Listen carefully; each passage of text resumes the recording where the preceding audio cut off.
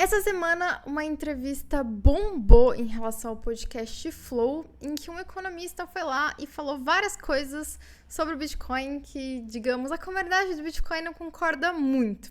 Virou um pouco de zoeira no Twitter e nas redes sociais, mas eu fiquei pensando, esse cara especificamente, né, pra quem não conhece, vou mostrar quem ele é, mas ele é super famoso, né, e tem um arcabouço, teoricamente, né, sobre economia grande, mas talvez algumas das dúvidas e das impressões que ele tem sejam as mesmas que outras pessoas também têm.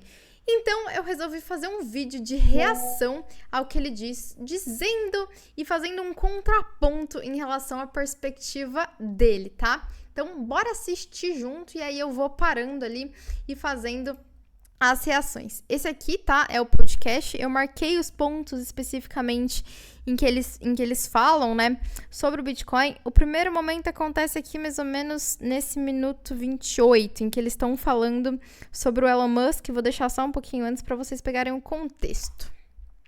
Sim, entendeu? Mas era um lança-chamas, entendeu? Que louco. Então, pra mim, ele é um fanfarrão legal. Mas ele xinga, você não viu que ele xingou o cara da Disney? Go fuck yourself. Isso aí. Tá vendo aí você? Go fuck yourself. Que louco, tá sentado na frente dele ali. Pois é, mas não é maluco que um cara como esse daí ele consegue movimentar, por exemplo, o mercado de bitcoins, cara.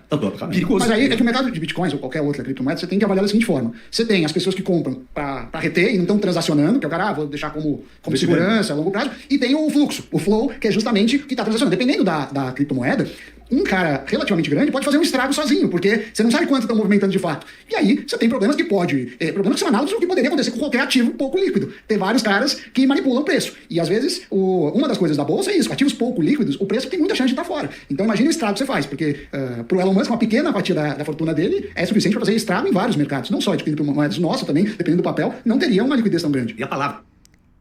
Aqui é o primeiro ponto em que eu queria falar, né? Que eles, enfim, estão falando que um dos problemas é que a gente tem essa movimentação do preço. É importante lembrar que essas eram uma das grandes críticas em relação à SEC para aprovação do ETF.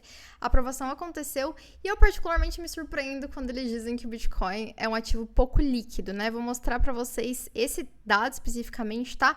Aqui nós temos... vou deixar diminuir aqui para que vocês vejam quais são os maiores ativos em termos de capitalização de mercado, tá? E aí o que a gente vê, né? Nós temos ouro, Microsoft, Apple, Saudi Aramco, Google, Amazon, Nvidia, prata, Meta e Bitcoin. Então eu não consigo entender muito quando eles dizem que o Bitcoin é um ativo pouco líquido. Se você tentar vender agora, você vai conseguir. Se eu tentar operar agora essas outras aqui, eu não vou conseguir porque o mercado de ações está fechado. Mas o Bitcoin, diferente das outras, é um ativo 24/7 global. Então eu realmente tenho um pouco de dificuldade de entender o que significa essa falta de liquidez que eles citam. Porque talvez seja, na verdade, o ativo mais líquido que exista no mundo, né? Mas então vamos continuar aqui a entrevista feito esse ponto importante. Vou só aumentar aqui e voltar nisso aqui que eu tinha feito pra gente não perder o close, tá? Bora lá. A palavra dele também vale muito, né? Ela fala, vou comprar Bitcoin. Nossa, vai para que todo mundo compra atrás, né? O cara, quantos seguidores ele tem no Twitter? Sei lá, 100 milhões? Eu não sei já. Não sei, né? Ele pode ter todos que ele quiser. Todos que ele quiser. Ele pode chegar a fazer mensagem, ele pode obrigar as pessoas Não, a seguirem. não pode, mas ele pode twittar o bagulho Ele e tem um postar anúncio sobre gratuito. Isso sim. Mensagem patrocinada por Elon Musk. 172 milhões de pessoas seguindo ele. Você vai lá e fala que vai comprar um negócio, o negócio sobe. Aqui vai. Assustador, cara. Mas vocês estudam essa parada de Bitcoin ainda? Ainda é um assunto relevante como era em 2020? Vai? Assim, o valor de... Que eu acho interessante, né? Que ele fala, ainda é um assunto relevante como era em 2020, né? Em 2023, o Bitcoin subiu, né? Entre ali o começo, na verdade, de 2023. Agora o Bitcoin subiu mais de 200%. E nós tivemos a aprovação do ETF. O ETF do Bitcoin é o melhor dos últimos 30 anos. Então, assim, a gente tá falando de um ativo que conseguiu bater todos os últimos ETFs dos últimos 30 anos nos Estados Unidos. E tem essa pergunta do tipo, cara, alguém tá olhando pra esse negócio ainda, né? Também me surpreende essa pergunta, mas continuemos. Bateu $52 mil, né? Essa semana no carnaval aí. E tava abaixo de 30, tava 25. Bateu $1 trilhão de valor de mercado, de market cap, né? Das que estão sendo negociadas. Então tem muita gente investindo, né? Muita gente mesmo. E sempre que acontece alguma coisa diferente nos Estados Unidos, tem uma legião, o pessoal das bitcoins é uma legião online, né? Diferente do investidor de bolsa, por exemplo. Não necessariamente o senhorzinho que tem ações é um cara viciado em Twitter. Sim. O cara das bitcoins é todo mundo viciado em online. Porque não sei se você já investiu em bitcoin. É difícil pra caramba. Não, ensinar um rolo pra abrir a conta da bitcoin, meu amigo. Você tem que ser PhD de programação. É muito difícil. Tá, aqui alguns pontos, né? Primeiro sobre abrir a conta nas bitcoins. Muitas vezes, quando as pessoas entram no mercado, assim, iniciante de zero, as pessoas usam a Bitcoin porque pensa em a moeda, né? Mas eu te pergunto, você fala a dólar ou a euro porque é uma moeda? Não, tá? Então, acho que o primeiro ponto que virou uma zoeira é essa questão da língua, né? Isso pode ser uma dúvida de outras pessoas, mas o que acontece? A gente diz o Bitcoin, o Ether, e quando o nome da moeda é um nome feminino, como por exemplo Solana, aí fica a Solana, igual fica a Libra.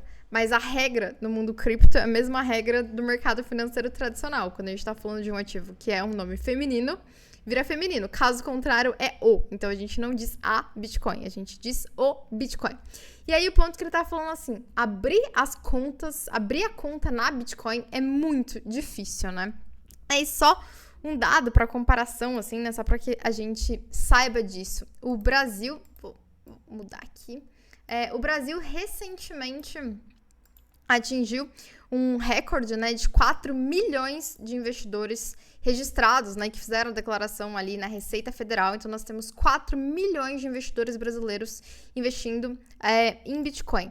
Em relação à Bolsa, o recorde, né, o recorde que a gente atingiu no primeiro semestre, esse dado em 2023, tá? Foi de 6 milhões. Então, assim, o Bitcoin é muito mais recente do que a Bolsa brasileira. E a gente tem 4 e a Bolsa tem 6. Então, afirmar que você precisa ser um PhD para conseguir investir em Bitcoin é um pouco absurdo, principalmente quando a gente considera os números, né? Quando a gente considera a quantidade de investidores que estão no Bitcoin em relação à Bolsa de Valores, né? E o próprio conceito de abrir a conta na Bitcoin é um tanto quanto estranho.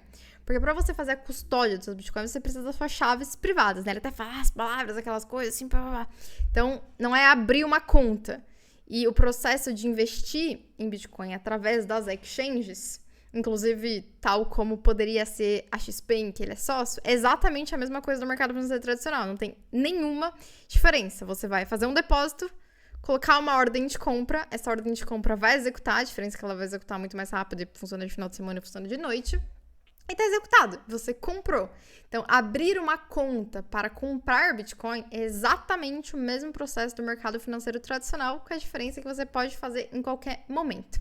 O processo de custódia, você só precisa abrir um software e guardar 12 ou 24 palavras, assim, né? Então, acaba sendo muito mais simples do que você abrir uma conta no exchange, já que você precisa literalmente só guardar 12 ou 24 palavras, né? Então, eu fico me pensando assim, quais foram as dificuldades que esse homem teve para conseguir fazer ali o seu processo? E o que foi a conta nas bitcoins que ele abriu? Não sei, gostaria de saber pragmaticamente o que significou, mas...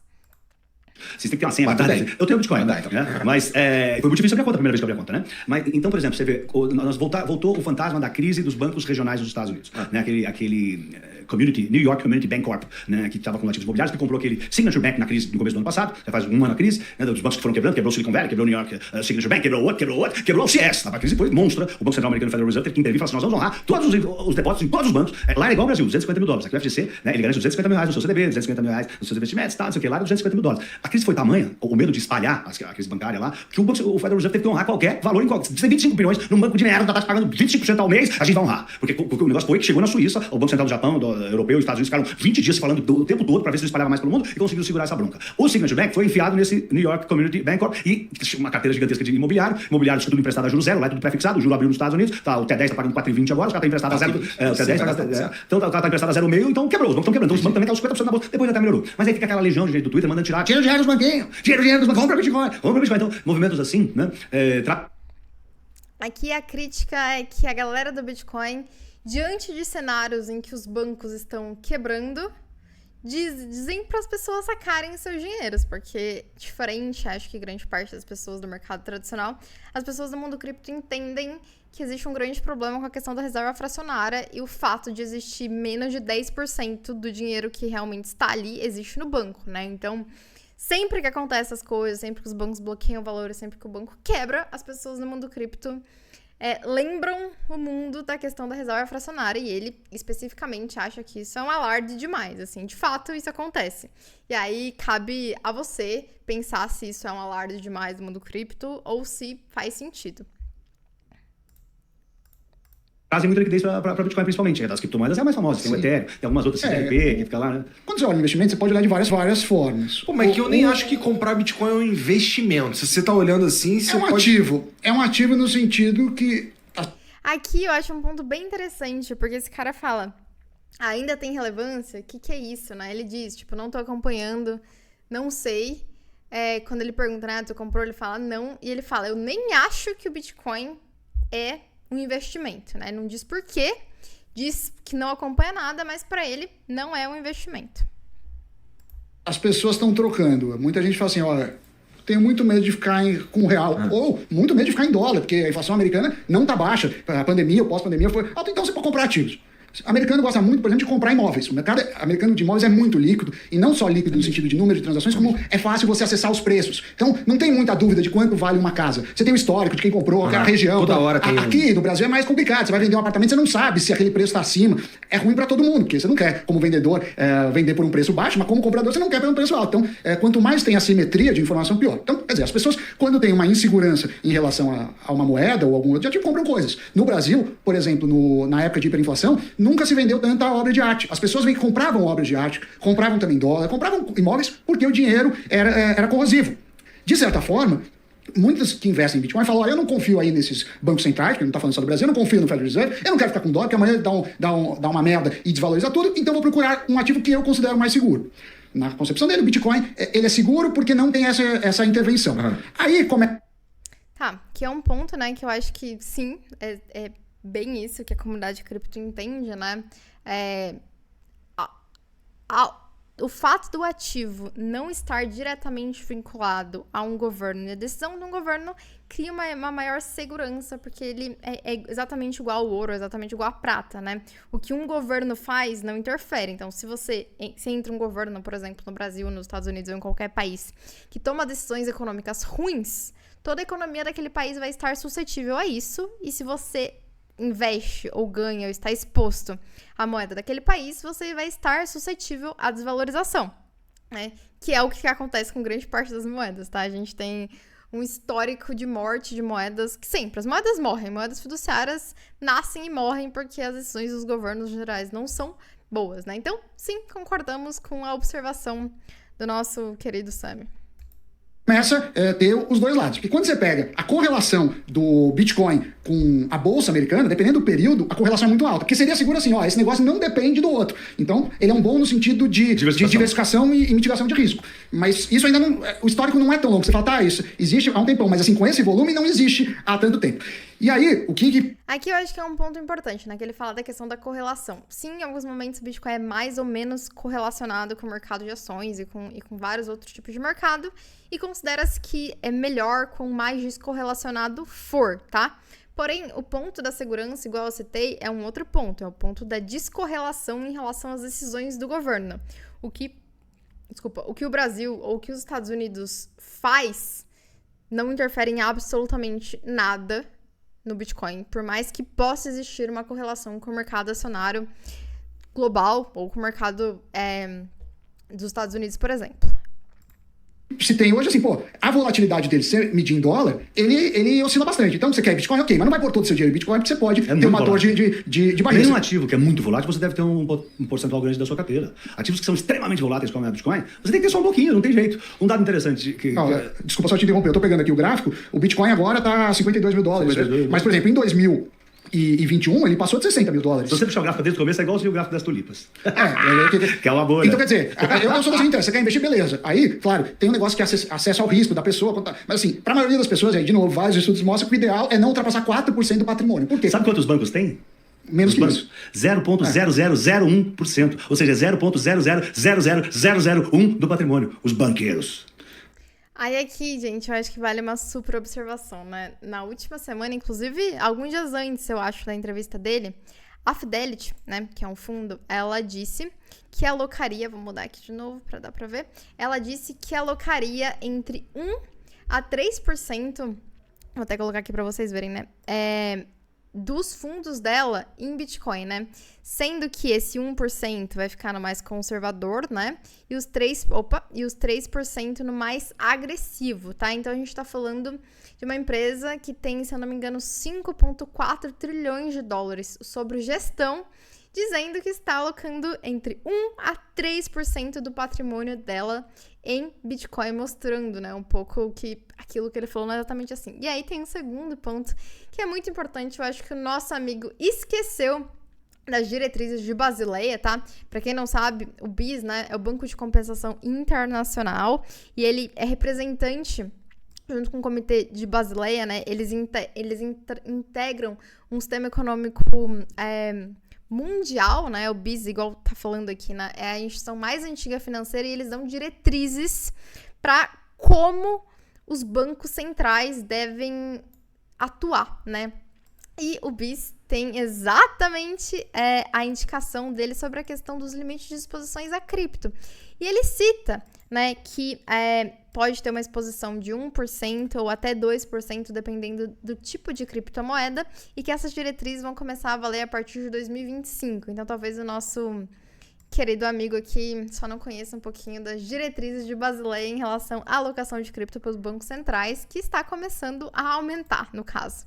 Porque a questão Os é a seguinte, banqueiros têm 0,00001%. E aí existe uma coisa que você tem que se perguntar em qualquer atividade. O que eu sei mais do que o outro para me dar alguma vantagem de análise? Então, por exemplo, você tem um dos podcasts mais premiados, mais assistidos, mais famosos. Então, provavelmente você conhece mais de podcast do que eu, do que várias pessoas comuns. Você manja podcast. Então, teoricamente, se você vai investir num podcast, se você vai lidar com um podcast, alguém vem vender um podcast, você consegue sacar mais do que a média se isso é bom ou não.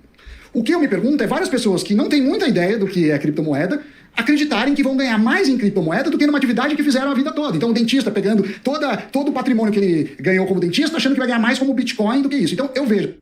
Aqui tem alguns aspectos, né? Primeiro que a gente tem alguns casos de sucesso de dentista no mundo cripto. E segundo, eu fico pensando, né? Acho que o pressuposto dele aqui é que só os economistas deveriam investir em cripto porque são os únicos que sabem, teoricamente, sobre isso, né? Mas a gente tem aqui o caso de economistas que não necessariamente sabem muito ou que pelo menos acham que você precisa ser um PhD para conseguir entender de cripto, né? E tem uma perspectiva muito interessante que, caso vocês não conheçam, tem um cara muito bom chamado Peter Lynch, e ele tem uma frase que eu acho genial, que diz assim: o dinheiro dos inexperientes se torna burro ao ouvir os experientes, né? E ele diz exatamente que sim, você precisa se atentar à sua área de conhecimento, né? E não ouvir os especialistas, para que você possa ter sucesso aí no seu mundo de investimentos, porque ao lidar com algo que está próximo a você, você tende a ter mais conhecimento e você tende a saber mais sobre aquilo. E o que é interessante é que no caso do Bitcoin, no caso das criptomoedas, elas são de todos, não é do reino dos economistas da Bolsa de Valor, não é do reino das ações, né? O mundo cripto, ele nasce, ele tá ali no Twitter, ele tá nos fóruns, ele tá em lugares em que qualquer um que quiser vai estar ali perto, né? Então esse argumento dele, pra mim, é muito estranho, porque eu fico pensando, então quem? Que tá falando dos economistas tradicionais que demoraram anos pra olhar pro Bitcoin?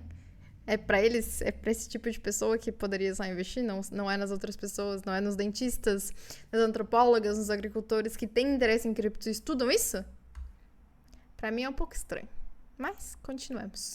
Assim, e recomendo assim, tá, você quer Bitcoin? Ok, mas cuidado com o risco. E não se esqueça que você tende a ganhar mais no que você faz melhor do que os outros. E aí, quando você vai... Isso vale não só para Bitcoin, tá? Vale para o mercado financeiro, para ações. O Torrento aqui fala a mesma coisa, assim. Você não fala pro cara assim, ó, pega tudo e põe numa ação só porque vai bombar. Porque, não mais volátil.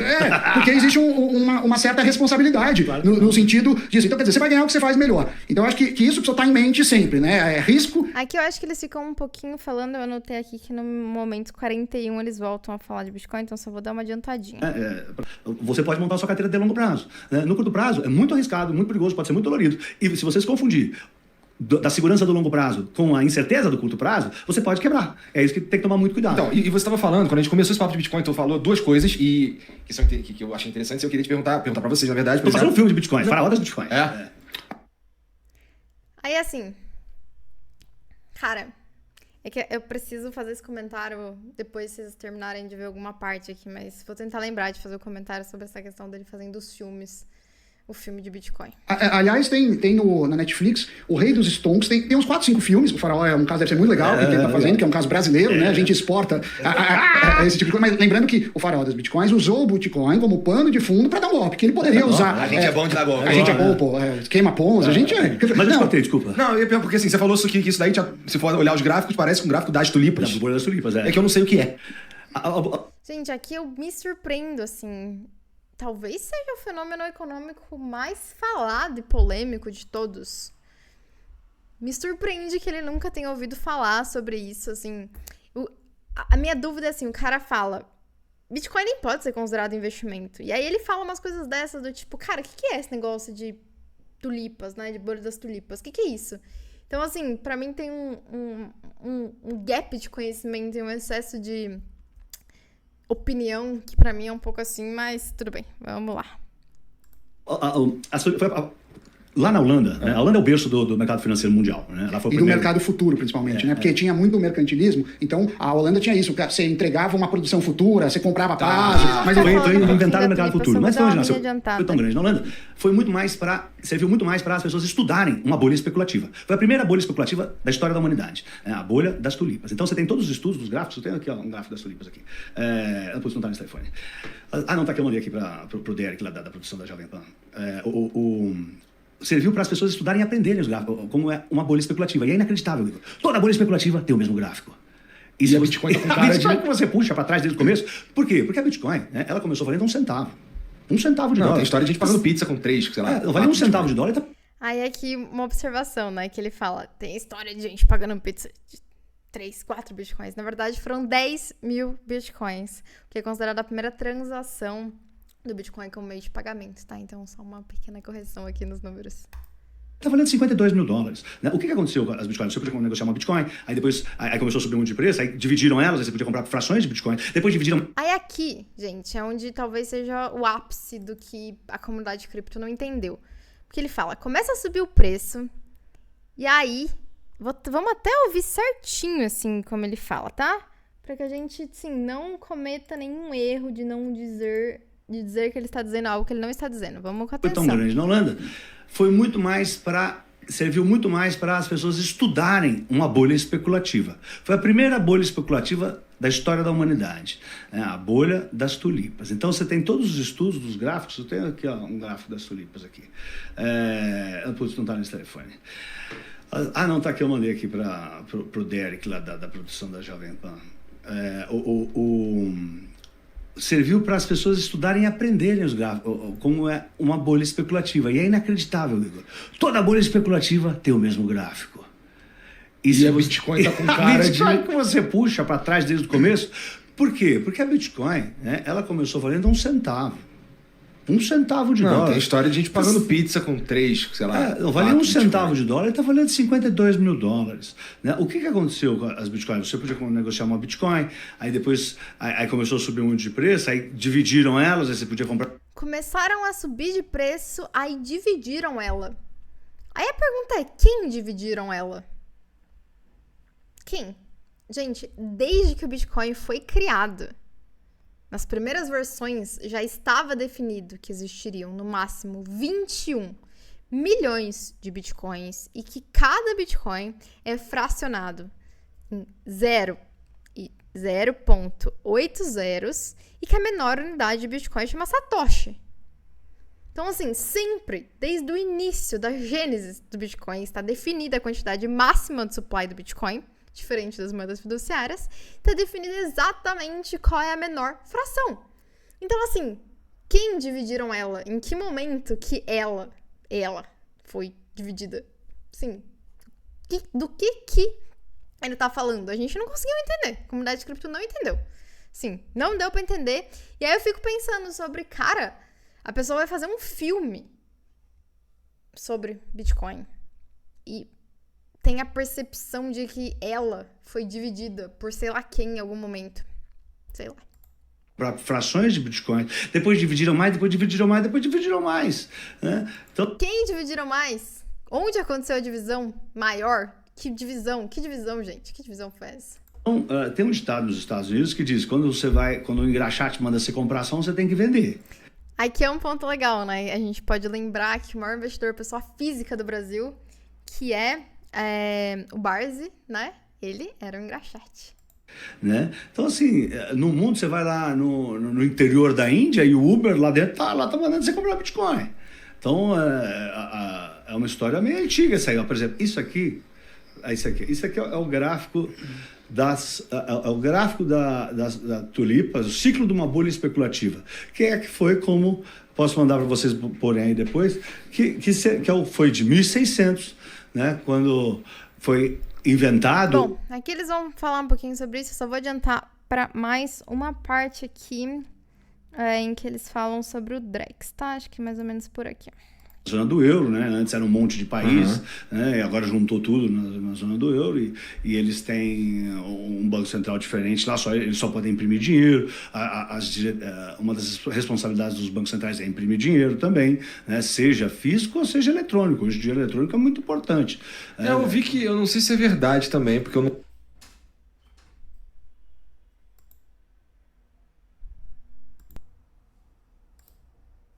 não fui pesquisar, mas eu vi que o Brasil estava vendo aí de ter uma moeda digital, que eu esqueci o nome. Não, vai ter, o Drex. O Drex. O Drex.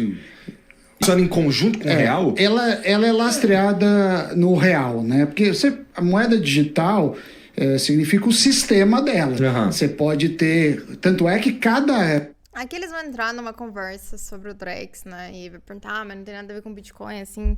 Eu acho curioso também, né? Que ele pergunta, como é que é esse negócio, né? O que é esse Drex? Enquanto a comunidade de cripto, assim, já escreveu papers e tudo que pode, críticas e análise de smart contract em relação ao Drex, né? Então, no final das contas, eu acho que é importante a gente reagir de forma objetiva e pragmática a esse tipo de discussão, né? Mostrando que, às vezes, os grandes investidores brasileiros, né? Até esqueci de mostrar só isso aqui pra vocês, né? Quem é o Pablo. Então, ele é economista, sócio da XP. E ele tem aqui, só pra vocês saberem, né? 3,6 milhões de seguidores no Twitter. Então, às vezes, são essas pessoas que criam a opinião global, né? Por isso que eu acho que é importante explicar, talvez, pra ele e para outras pessoas que ninguém dividiu ela em momento nenhum. O Bitcoin tem um supply pré-definido da sua gênesis e vai ter a mesma quantidade para sempre.